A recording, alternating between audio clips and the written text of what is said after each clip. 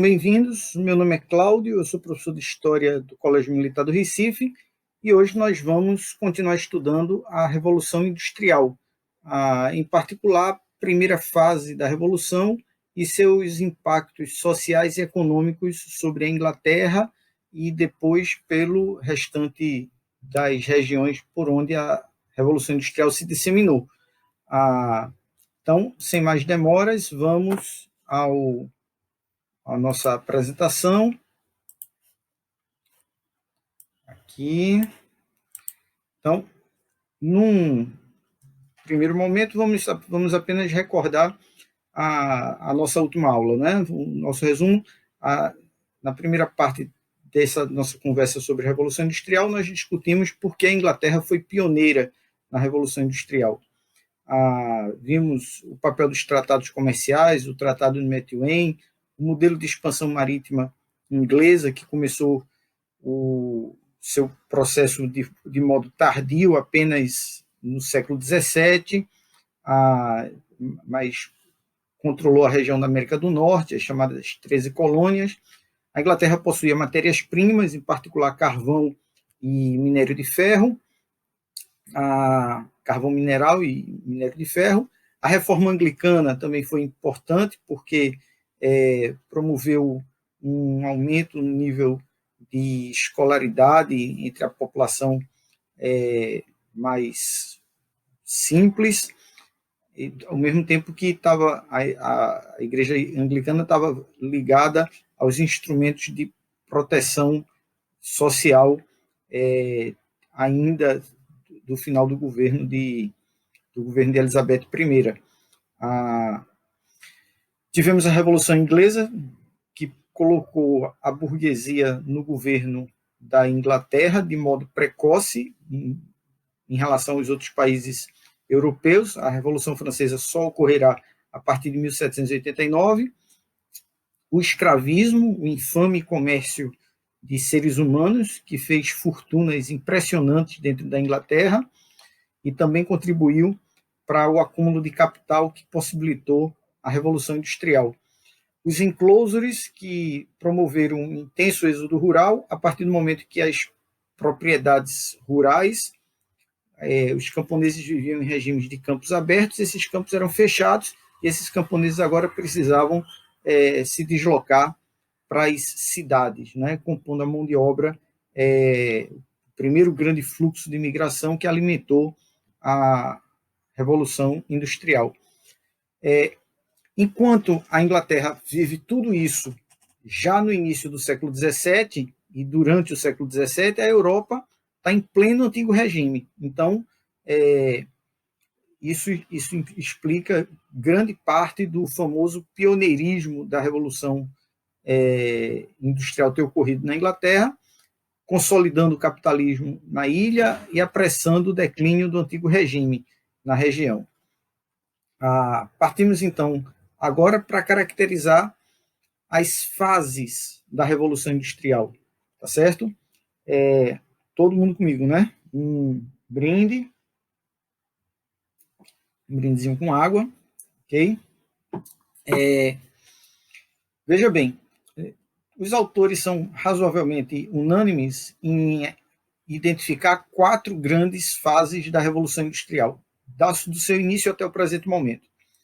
Um primeiro momento está em 1780, que é a origem da Revolução Industrial, quando a ferrovia é o seu grande símbolo e a fonte de energia, o carvão e o minério de ferro. Está aqui, 1.0, e o trem, a locomotiva, símbolo dessa primeira Revolução Industrial.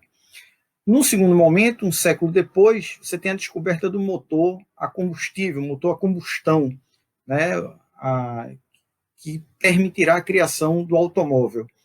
A descoberta da eletricidade e a invenção de mecanismos que a tornaram um produto viável de ser comercializado.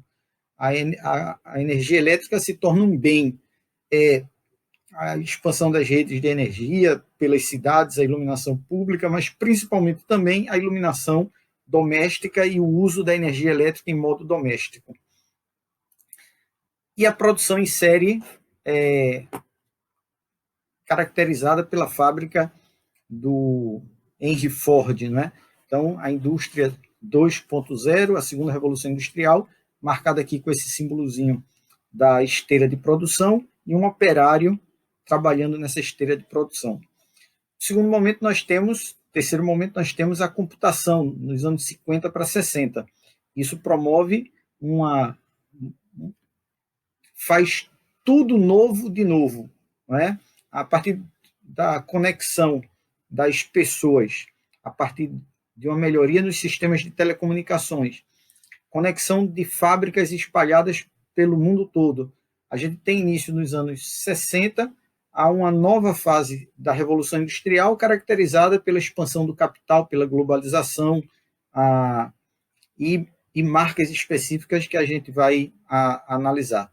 Mas, principalmente, a grande marca são os computadores, a conexão das telecomunicações, meios de transporte cada vez mais rápidos, navios, aviões, transporte de carga, que permitem que a produção agora seja global, né? Então, indústria 3.0.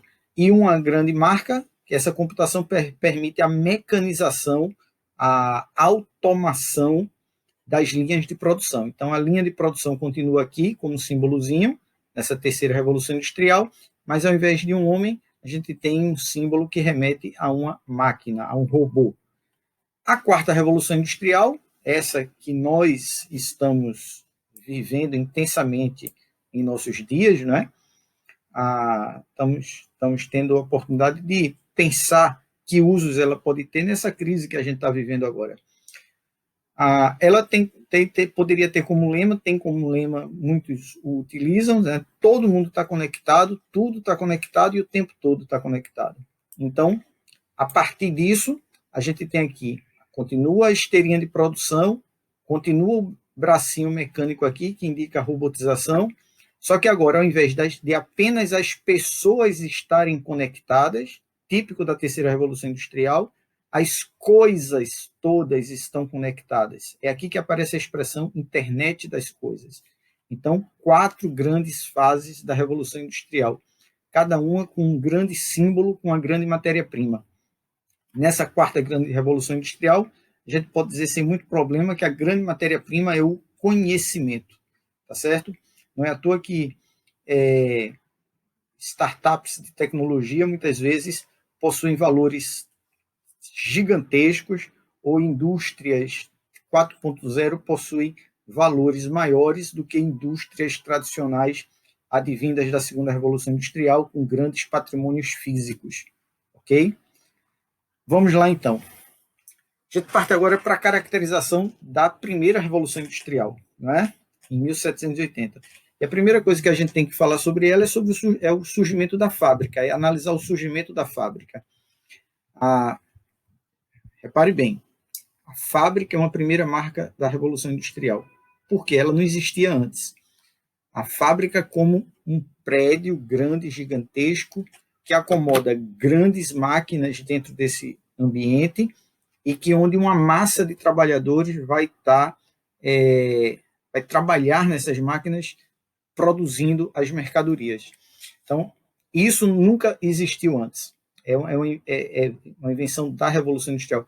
A fábrica ela substitui a velha produção doméstica e artesanal, aquela que era feita na casa do produtor e controlada por ele mesmo. O seu horário de trabalho, o seu horário de dormir, o seu horário de acordar, tudo controlado pelo produtor. Agora, com a fábrica, não. O controle é externo. A necessidade de novas técnicas de gestão, novas técnicas de administração. A fábrica revoluciona por completo todo esse sistema, esse modo de produzir mercadorias. Então, a fábrica é um espaço que concentra grandes máquinas, as máquinas vão ficando cada vez mais caras, não é? Pense numa fábrica de tecidos, né? de camisas. Então, antes você tinha um alfaiate, uma costureira, que tinha uma máquina de costura, podia ser até um pouquinho maior, mas não era nunca muito grande, então ele estava lá na sua oficina de trabalho, ele produzia a camisa, vendia, Uma outra pessoa produziu tecido, ela tinha um tear que cabia na sua oficina, na sua casa. Agora essas coisas se tornam muito grandes. O tear mecânico, o tear movido a vapor, o tear depois elétrico, todas essas máquinas são muito grandes, elas não cabem mais na casa do produtor individual. Então a fábrica junta, coloca essas máquinas todas num galpão só. Isso significa que é necessário capital para adquirir essas máquinas e capital para administrar essa fábrica. Um capital que o pequeno produtor, que não tinha, não tem para fazer a transição da sua produção doméstica para esse novo modelo. Então, o que ocorre? Ao concentrar as máquinas e ao concentrar o capital, o velho produtor, o velho alfaiate, o velho costureiro, ele vai agora passar a ser um funcionário da fábrica. Né? Então, a fábrica, ela concentra grandes máquinas, concentra os trabalhadores, cria um novo espaço de produção e demanda uma nova organização do trabalho, porque o ritmo agora, o trabalhador não pode se atrasar, porque tem o horário da máquina ligar, o horário da máquina desligar, tem uma produtividade sendo uma expectativa de produtividade sobre o trabalho dele. Então, toda a gestão do tempo, toda a administração do tempo da fábrica, ela precisa agora de passar por métodos científicos, por métodos muito acurados, tá certo? É isso que o Taylor vai fazer lá na segunda Revolução Industrial e que fica realizado na fábrica dos automóveis Ford, ok? Ainda nesse momento, o grande símbolo da Inglaterra em 1780 vai ser, dessas transformações todas, vai ser a ferrovia. A ferrovia e a locomotiva serão o grande retrato, a grande síntese dessa transformação no modo de produção de mercadorias e de invenção de novas coisas, né? A tecelagem também é uma indústria muito importante que sintetiza as transformações produtivas desse período. A tecelagem é importante porque ela é uma indústria fundamental em qualquer canto da humanidade. Produzir tecido, produzir o agasalho para o corpo é uma atividade que acompanha o homem desde a pré-história. Fiar a linha, tramar o tecido é pôr uma linha por dentro da outra. Isso é tão forte no imaginário que gerou lendas, que gerou contos de fadas, por exemplo, o conto da Bela Adormecida, não é? Onde a moça espeta o dedo no fuso de uma roca, onde o pai dela, o príncipe, manda reunir todas as rocas, os fusos de fiar. Fuso é o pontinho por onde passava a linha sendo construída pela roca. Ele reúne todos os fusos do reino e manda queimar os fusos. Então, a produção de tecido é um negócio milenar, é uma coisa que acompanha a espécie humana. Ela agora vai passar, essa produção de fios e essa produção de tecidos vai passar por uma transformação absolutamente impressionante. Vamos lá. Essas transformações inglesas, elas não aparecem do dia para a noite, tá? E começam de um modo muito tímido, de um modo muito simples, com a construção de canais, interligando pequenas cidades no interior da Inglaterra, normalmente ao norte da Inglaterra, do centro para o norte, que era a região produtora de carvão mineral e de minério de ferro. Esses canais serão construídos para o transporte do minério de ferro e do carvão. O que ocorre? Qual a importância da construção desses canais? Primeiro, o desenvolvimento de tecnologia, né? O desenvolvimento de conhecimentos, de técnicas, o aperfeiçoamento da engenharia. Isso é um negócio fundamental.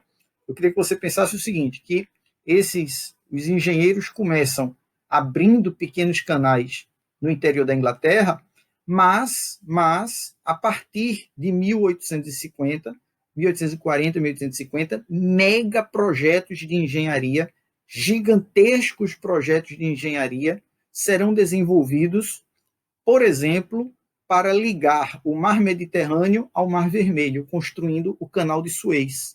Veja que coisa extraordinária.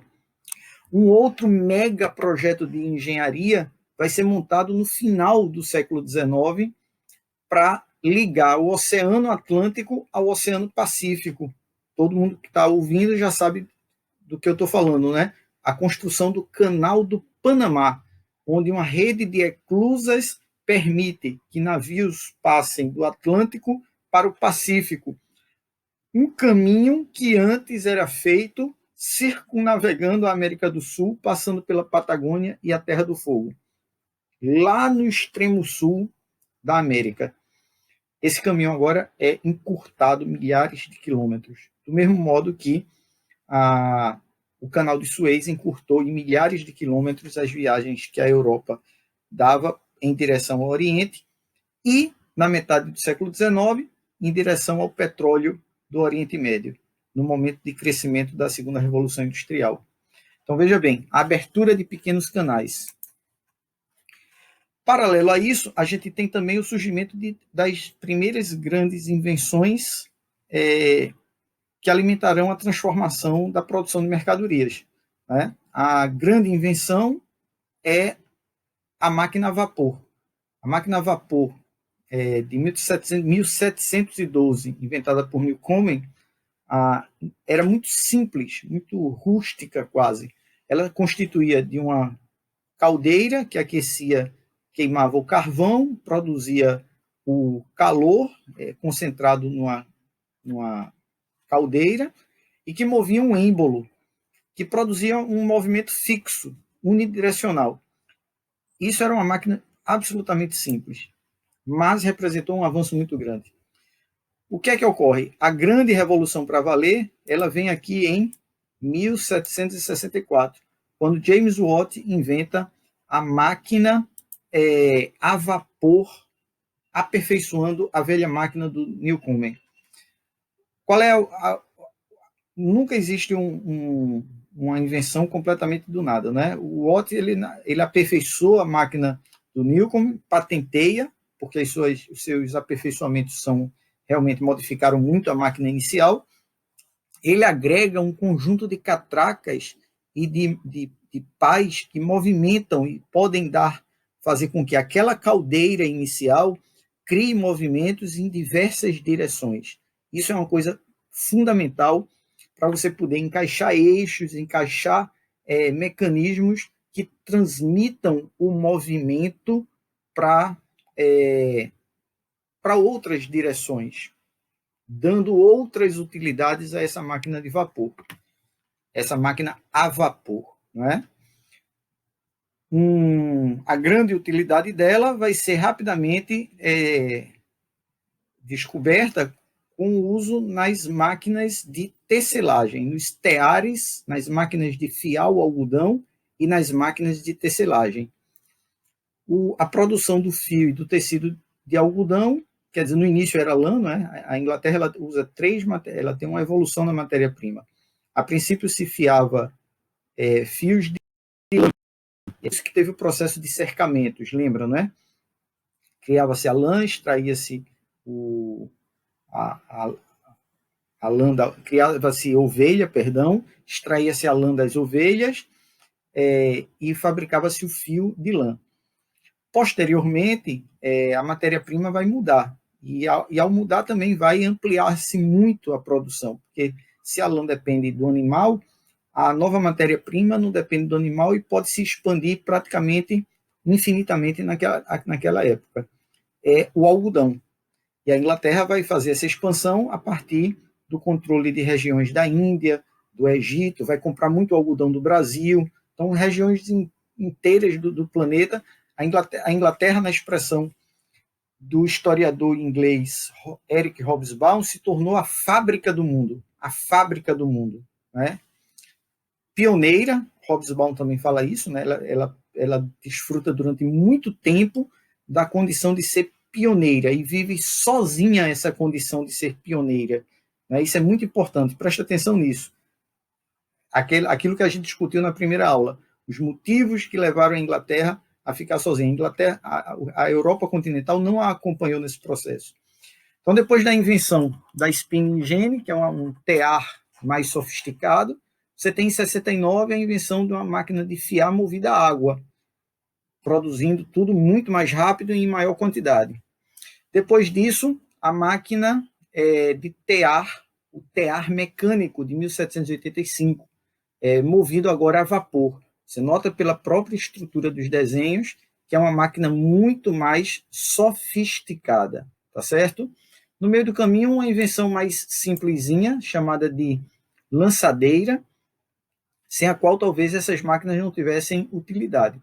A lançadeira, ela começa sendo feita de madeira, até hoje é usada de madeira por artesãos, que possuem ainda essas máquinas, né? Muita gente aqui em Pernambuco, região que produz rede, tapete, trabalha ainda com máquinas dessa geração da Revolução Industrial. Então, a lançadeira, ela acumula linha aqui nesse centro dela, e ela é jogada de um lado para outro aqui do tear, passando por dentro dos fios. Você tem uma série de fios no sentido, a lançadeira passa no sentido inverso, no sentido transversal, e ela vai realizando a trama do tecido. A lançadeira vai e volta, realizando a trama, construindo a trama do tecido.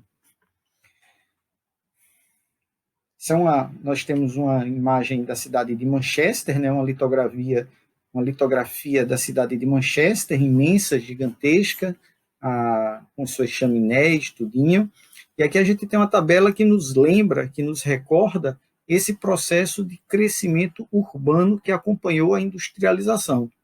Então, não se esqueça da fórmula: crescimento urbano e industrialização. As pessoas são atraídas pelo emprego, mas as pessoas também perdem o emprego que tinham nos campos, né? Perdem o emprego no sentido de que os cercamentos forçaram a migração para a cidade. E também outras pessoas não vêm forçadas, não, vêm porque são atraídas mesmo pela possibilidade de trabalhar na cidade.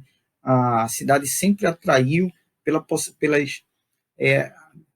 possibilidades de melhoria de vida que pudesse se ter, não é? Então, Manchester, de 1801, passa de 90 mil para 650 mil, 645 mil habitantes, 90 anos depois. Liverpool, a cidade dos Beatles, né? Lembram? Vai de 80 para 700 mil habitantes. Então, é um crescimento urbano muito grande que todas as cidades. Esse é um processo sem volta. O crescimento urbano, atenção, viu? Atenção. Crescimento urbano, crescimento populacional, industrialização, processos que se acompanham juntos. É bom lembrar que você se lembre que o crescimento populacional tem inúmeras causas, né? E uma das causas que a gente está, às vezes, pouco atento para ela não é apenas que as famílias têm mais filhos, né?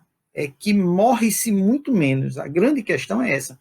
A partir da Revolução Industrial, morre-se menos a cada ano que passa. Por conta da tecnologia, mesmo com todas as dificuldades, à medida que a Revolução Industrial passa, que o século XIX passa, então, por exemplo, a descoberta das vacinas, de remédios, a popularização dessas coisas. Então, morre-se menos quando criança, demora-se mais a morrer quando idosos. Então, há uma explosão populacional devida não apenas ao número de filhos, mas às condições de vida que vão mudando bastante. Nosso origamizinho, né, levando essa nossa apresentação. Vamos pensar um pouco sobre as locomotivas e ferrovias, né, que são criadas nessa primeira revolução industrial. A locomotiva começa com uma maquininha, é praticamente um negócio muito simples, é basicamente uma caldeira sobre rodas, inventada em 1804. Essa caldeira sobre rodas ela é aperfeiçoada em 1814, ela começa a puxar vagõezinhos, pequenos vagões. Num outro momento, ela se torna uma grande locomotiva que puxa muitos vagões. Então, aqui a gente tem um encontro daquela velha fórmula, quando a gente vai tratar da questão dos transportes. Os veículos se tornam maiores, mais rápidos, transportando mais carga. Olha, mais carga, mais rapidamente transportada. por uma distância maior. O que é que acontece? O custo de produção cai. O custo de produção caindo significa que as mercadorias estão ficando mais baratas. Então, a Revolução Industrial cria o seu próprio mercado, tá certo? Então, locomotivas e ferrovias. Locomotivas e ferrovias significam também um processo de construção das ferrovias pelo interior do país, que também movimenta a economia. A construção de trilhos, a construção, a produção de ferro, a produção depois, posteriormente, de aço também, para alimentar a indústria ferroviária, a produção de trens, a produção de lingotes para as linhas do trem, a produção de madeira para fazer as dormentes. Então, tudo isso envolve um capital muito grande, investimento, planejamento, e os países que conseguiram integrar os seus territórios através da ferrovia se deram muito bem posteriormente. Né? Ela representou uma infraestrutura econômica extraordinária. Vejam o caso da Índia. Né? Esse mapa da Índia aqui é de 1909. Toda a Índia praticamente está interligada, conectada por ferrovias. A Índia aqui em 1909 ela era uma colônia inglesa. A Índia se tornou independente em 1946. Quando a Índia ficou independente, depois da luta liderada pelo Gandhi, essa rede de ferrovias estava lá na Índia.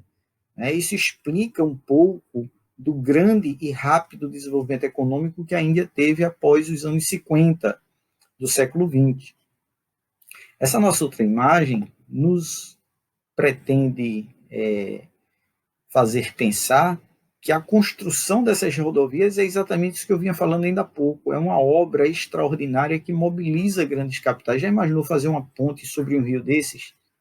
A gente vê muita ponte dessa em filme, né? Filme de faroeste, filme de guerra, né? Para que o trem passasse. Ao mesmo tempo, a sofisticação da engenharia. Né? Eu acho que a última vez que a engenharia tinha tido um salto tão grande nesse em sofisticação tinha sido para construir as catedrais, as grandes catedrais do Renascimento, né? A Catedral de Milão, o Domo de Florença.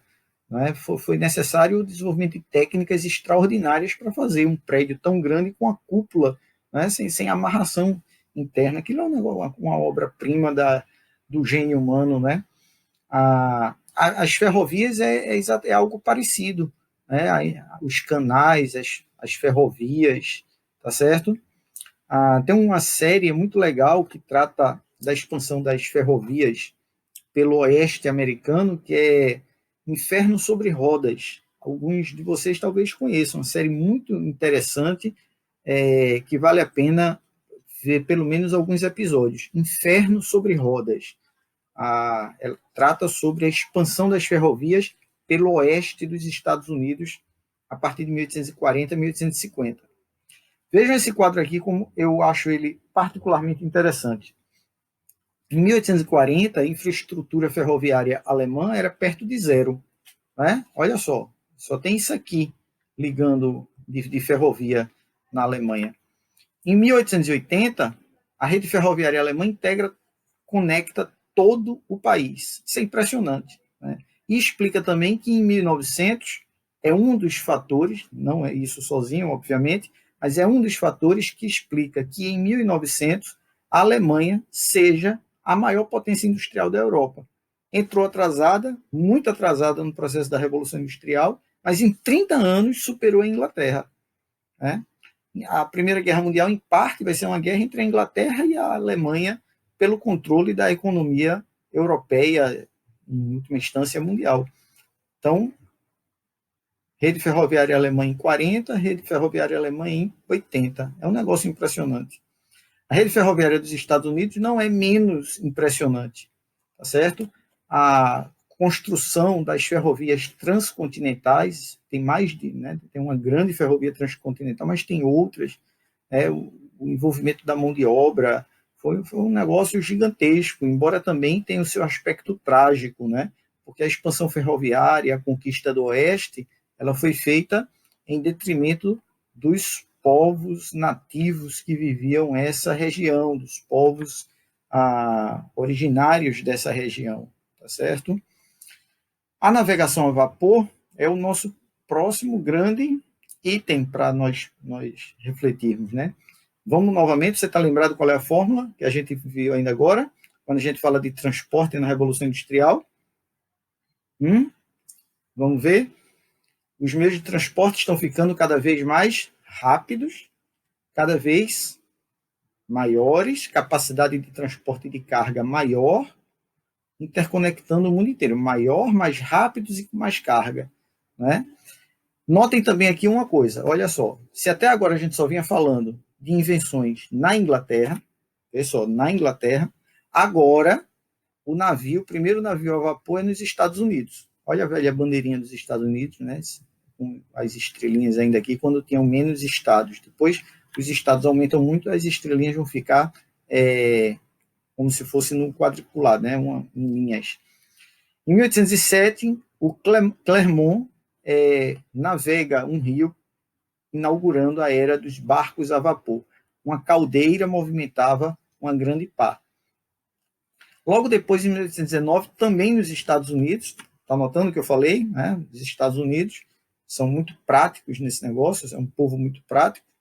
Os americanos, eles constroem um navio que vai fazer a rota do Atlântico pela primeira vez, sem depender exclusivamente do vento. Então, era um navio misto, ele tinha as velas, né? Também por que não ter, né? Desprezar a força do vento quando pudesse ajudar.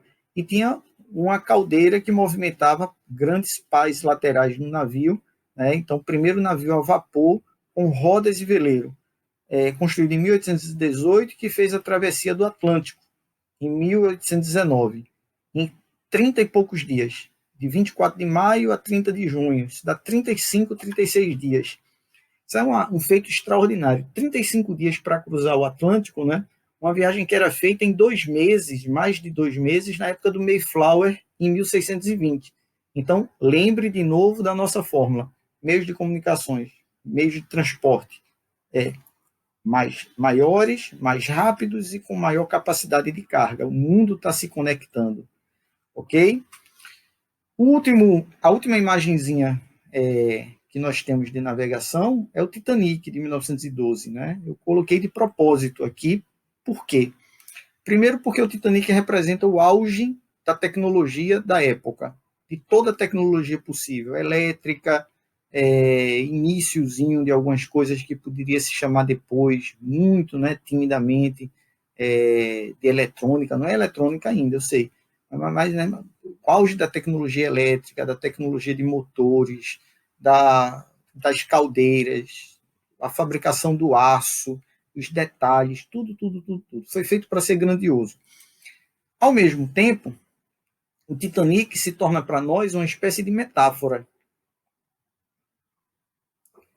Metáfora por quê? Né?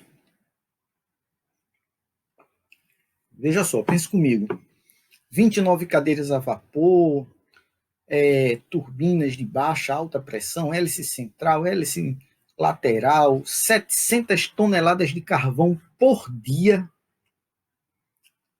Né? Imagina também, ele precisa levar o carvão inteiro que vai consumir durante o tempo. 700 toneladas por dia multiplica por 30. Né? Então, parte do peso dele está ali só de carvão que ele leva para ser queimado durante a viagem. O que é que ocorre? O navio naufraga, a gente conhece a história e o fim trágico que ele teve.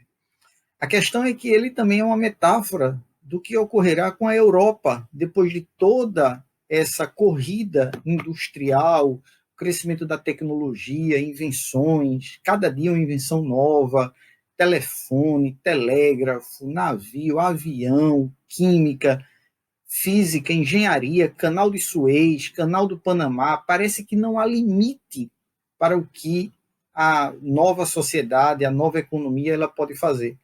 Entretanto, o Titanic naufragou e a Europa também naufragará 2 anos depois, numa guerra fratricida, né, que ceifou milhões de vidas, milhões de vidas. Todo pensador, todo escritor, todo intelectual, todo mundo com alguma grama de massa cinzenta entrou em crise depois da Primeira Guerra, pensando o que é que tinha levado àquela situação, não é? Então, a história da tecnologia no século XIX, ela não é uma história de mão única, não é uma história apenas de maravilhas, de coisas boas, tá certo? A gente, às vezes, também, quando a gente investe muito na técnica, apenas na técnica, a gente, né, perde a dimensão humana que as coisas têm. Isso pode trazer muitos prejuízos a qualquer sociedade, ok?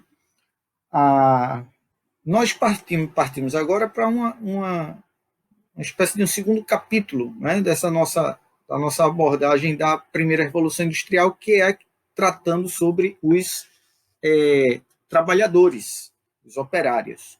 Aqui na nossa tela, a gente tem uma imagem de um grupo de trabalhadores ingleses no início do século XX, e acima o quadro famoso, todo mundo deve conhecer, o de Tarsila do Amaral, pintado em 1933, que se chama exatamente Os Operários. Aqui estão chaminés, a fábrica por cima, tudinho, por trás dos personagens, enfim.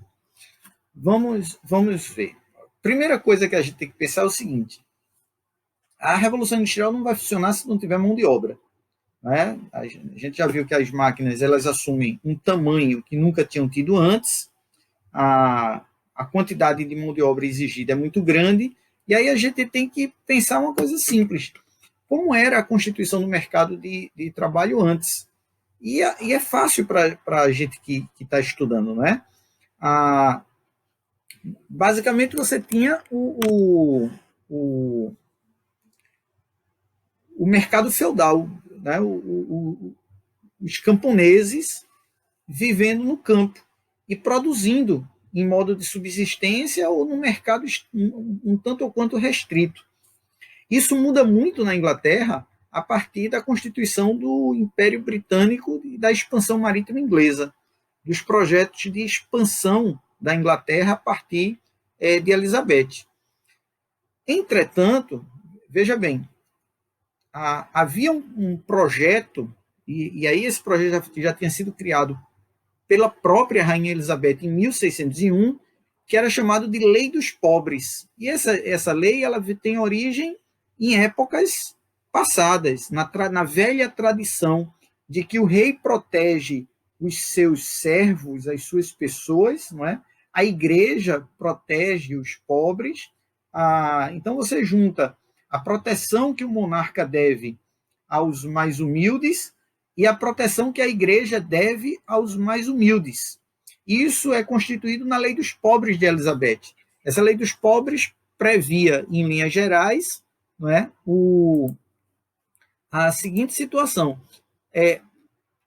a monarquia e a igreja tinham dever de socorrer os necessitados. Primeiro, essa assistência é feita em bens de alimentação, em roupa, na caridade, né? E ela é feita também na destinação de pessoas ao trabalho. Para que isso acontecesse, se cobrava um pequeno tributo para que esse socorro pudesse ser executado pela igreja anglicana, que era a igreja do Estado, e igreja e Estado, que eram praticamente a mesma coisa. Era chamado imposto do pobre, né? O poor tax, os impostos do pobre.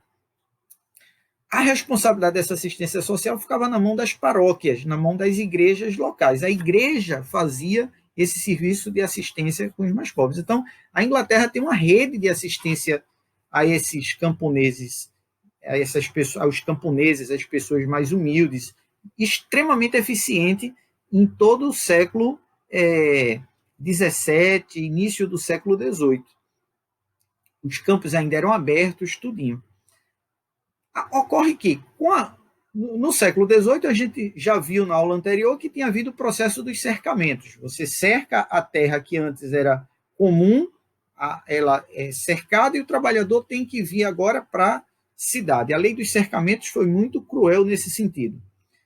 E agora, essa multidão de pessoas que se agrupam na cidade é uma multidão que não tem emprego para todo mundo, que não tem trabalho para todo mundo, e ao mesmo tempo você tem uma fábrica que demanda redução de custos. O que é que ocorre nessa situação? Uma nova lei dos pobres ela foi feita em 1834. Essa nova lei dos pobres estabelecia que os desempregados eles só poderiam receber o auxílio se eles se dirigissem a uma das workhouses, uma das casas do trabalho. Essas casas do trabalho deviam criar uma situação em que ela não fosse vista como sendo desejável de ser procurada pelo trabalhador. Né? Então, quem estava lá na casa do trabalho, nessas workhouses, era alguém que já era estigmatizado, alguém que já era alvo de um preconceito, alvo de um estigma por parte do restante da sociedade que trabalhava dignamente, etc. e tal. Bom, uma imagem forte dessa casa do trabalho é constituída pela literatura. O Oliver Twist, o personagem de Charles Dickens, ele vive a infância numa dessas casas de trabalho, separado do pai e da mãe, né? E uma cena clássica está representada nesse quadrinho aqui, é quando o Oliver, durante uma refeição, vai pedir um pouco mais de comida diária, né? Essa é uma cena muito clássica na literatura inglesa. Um segundo momento dessa nova relação que o Estado e a sociedade estabelecem com os operários, né, com essa nova classe social que surge, é o movimento do cartismo. O movimento do cartismo surgiu na década de 1830, tá certo? E ele representou uma série de reivindicações dos trabalhadores para que eles tivessem o direito de voto, junto com os demais homens. Então, o movimento do cartismo foi um movimento para que homens acima de 21 anos, sem antecedentes criminais, pudessem participar das eleições. É o primeiro grande movimento de ampliação dos direitos civis dentro de uma sociedade. O direito de voto ele não aparece de uma vez só como único para todo mundo. A gente pode apontar pelo menos 3 momentos de expansão do direito de voto. No primeiro momento, o voto é reservado às classes proprietárias, é o voto censitário. No segundo momento, ele é ampliado para os homens, independente da renda, o voto universal masculino. As mulheres passam a ter direito de voto no início do século XX, quer dizer, o século XX já está andando um bocadinho. A Inglaterra é pioneira nisso, a mulher conquista o direito de voto em 1918 na Inglaterra. E depois os negros, em diversas regiões do mundo, por exemplo, nos Estados Unidos. Os negros conquistaram o direito de voto só na década de 1960. Então, o movimento cartista está dentro desse contexto de ampliação de direitos políticos dos trabalhadores. O voto secreto por meio de cédula está uma das reivindicações da Carta do Povo, que não houvesse a qualificação pela renda, que os parlamentares fossem remunerados, era uma reivindicação da Carta do Povo, porque entendia-se que sem a remuneração, só os nobres, os barões, os comerciantes, a elite podia se candidatar e se fazer representar no parlamento. Que os distritos eleitorais tivessem o mesmo tempo, o mesmo número de eleitores, para que não houvesse distorção na representação, e que os parlamentos fossem anuais. Esse argumento do parlamento anual ia no sentido de que entendia-se que a anualidade das eleições poderia levar a um maior controle sobre os parlamentares, um controle da população sobre os parlamentares. Eu gostaria de convidá-lo a refletir uma coisa importante, tirar um raciocínio, uma conclusão geral disso daqui. Note que a gente está, primeiro, na década de 1830, e note, em segundo lugar, que o debate que aparece agora é um debate muito diferente do século XIX. Já é um debate acerca dos direitos individuais que as pessoas possuem, dos direitos políticos que as várias classes sociais possuem. Tá certo? Então, realmente, a Revolução Industrial está criando coisas completamente novas que a gente não tinha visto até então. Uma coisa importante dentro dessa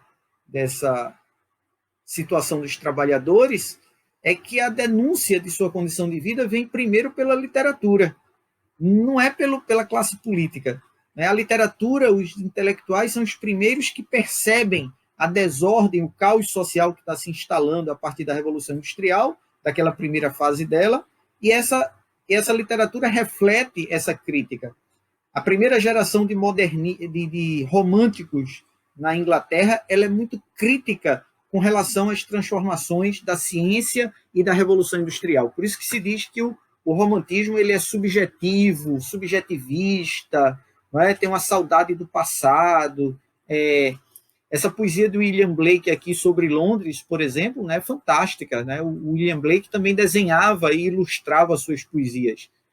Vagueio por estas ruas violadas, do violado Tâmisa ao derredor, e noto em todas as faces encontradas sinais da fraqueza e sinais de dor.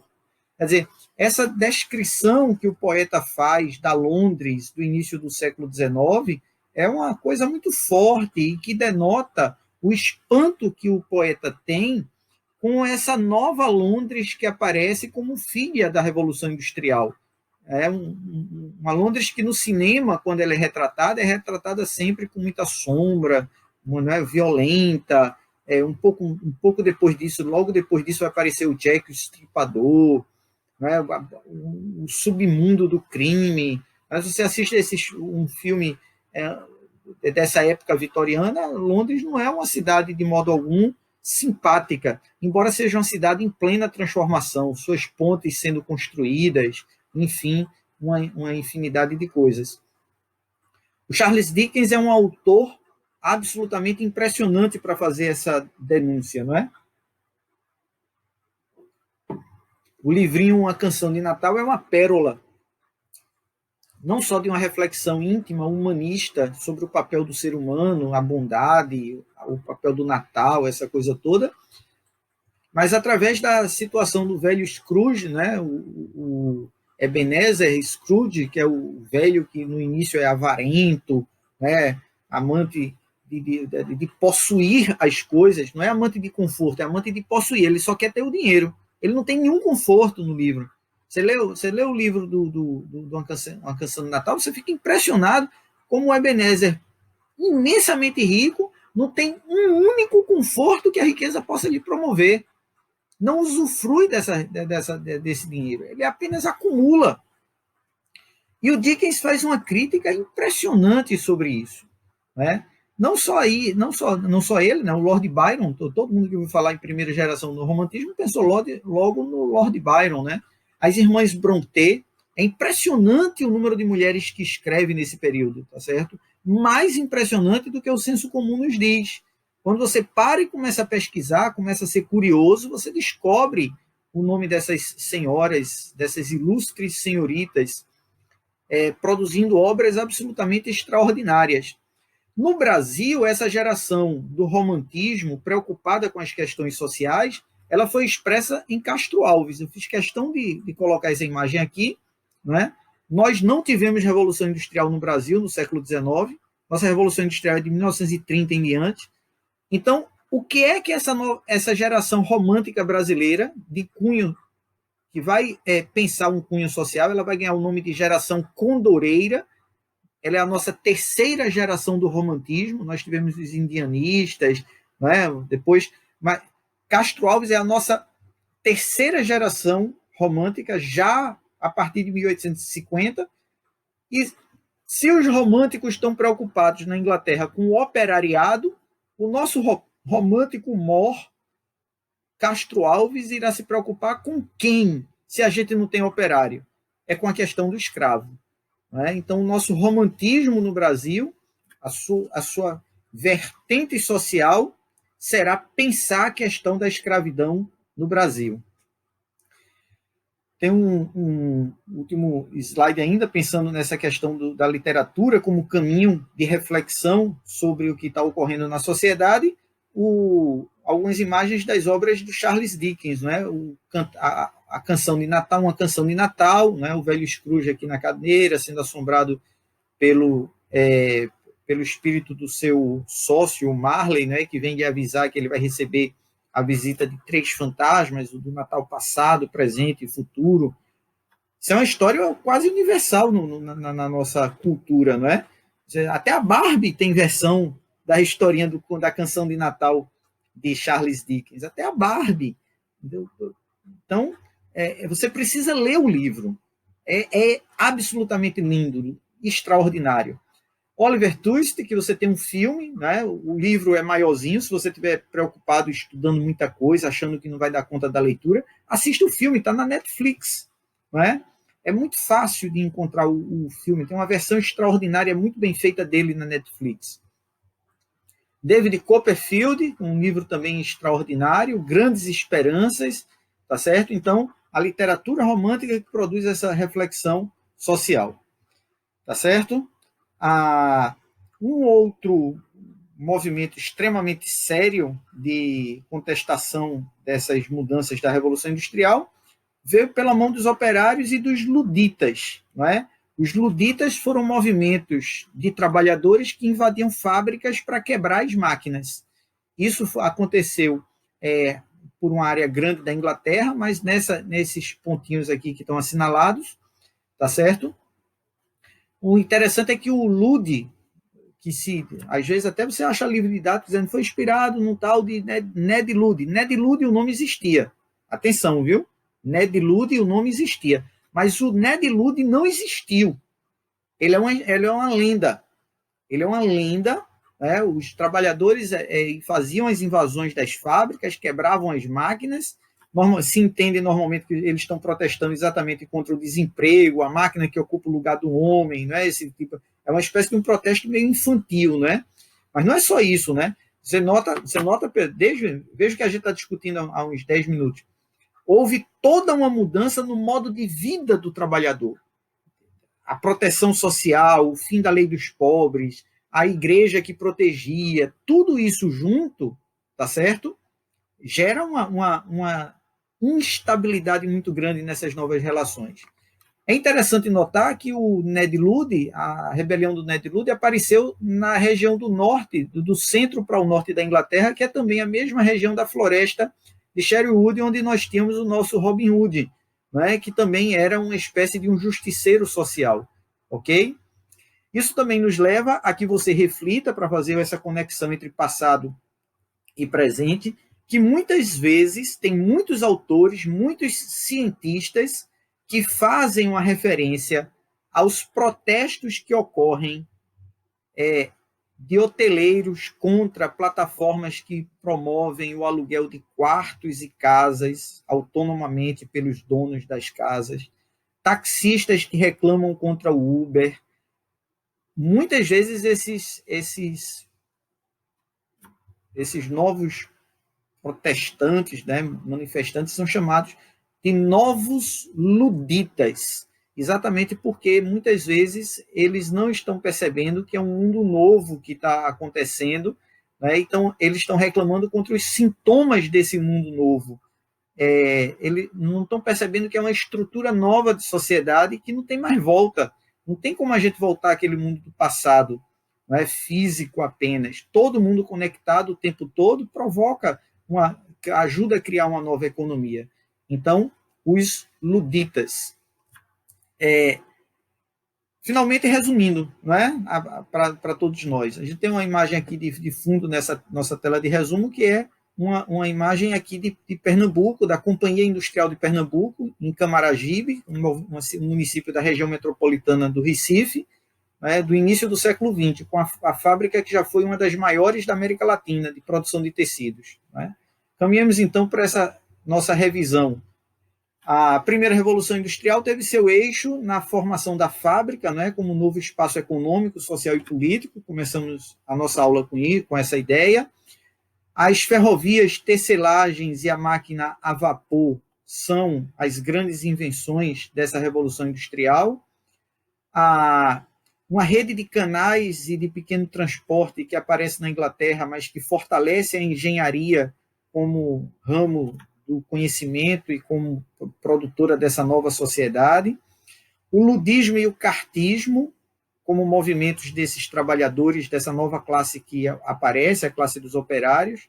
A literatura, como o primeiro caminho pelo qual essa reflexão social aparece dentro da Europa, a literatura romântica. No Brasil foi o nosso Castro Alves. Navios e ferrovias que transportam um volume cada vez maior de mercadorias, cada vez mais rápido e, consequentemente, derrubando os custos de produção e de comercialização ao redor do mundo. A urbanização e o surgimento dos grandes núcleos industrializados. E, enquanto isso, o que ocorre com a Europa? Ela é um continente prestes a entrar em ebulição. Enquanto a Inglaterra está vivendo tudo isso, com um pouquinho mais de tempo, a Europa vai viver o processo da Revolução Francesa e vai entrar em conflagração durante pelo menos 2 décadas. Isso também explica um pouco o atraso da Europa continental, pelo menos de algumas regiões dela, em poder usufruir com mais calma desse processo da Revolução Industrial, tá certo? De ser protagonista desse processo. Então, a gente encerra essa nossa aula nesse momento, e depois a gente continua na nossa próxima aula, veremos a segunda e terceira Revolução Industrial, a quarta, outros impactos, outras invenções. Até lá e um abraço para todo mundo.